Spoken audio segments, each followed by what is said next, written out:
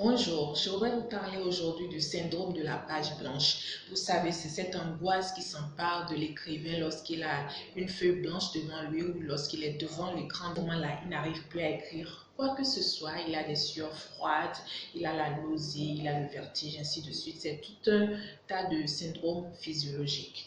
Alors, lorsque cela vous arrive, sachez que cela peut arriver aussi bien aux écrivains débutants qu'aux écrivains confirmés. Voici 3 astuces qui vont vous permettre de venir à bout de ce problème. La première chose, je voudrais vous conseiller de créer une routine autour de l'acte d'écrire.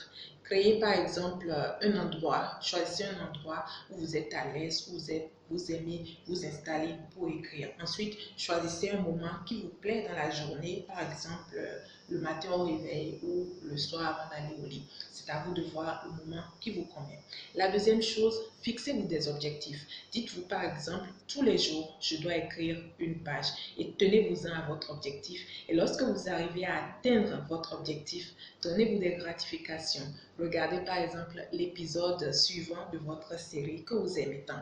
La dernière astuce, la troisième chose que je voudrais vous conseiller, essayez de vous forcer à écrire. Comment cela se passe? Lorsque le syndrome de la page blanche, c'est que vous vous dites que ce que vous allez écrire va être nul, peut-être ça ne va pas être très bien, ça ne va pas être à la hauteur, mais sachez que vous êtes seul, la seule personne qui va vous lire, donc vous n'allez pas vous ridiculiser.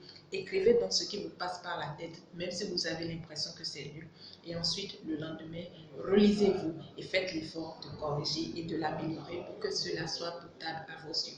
La dernière chose que je voudrais vous dire avant de vous quitter, lorsque vous avez envie d'écrire un roman, lisez des romans. Si vous avez envie d'écrire de la poésie, lisez des poèmes, ainsi de suite. Lisez les meilleurs dans la matière et essayez de vous améliorer. Et cela va vous permettre d'asseoir votre style. Ce sera tout. Bye bye.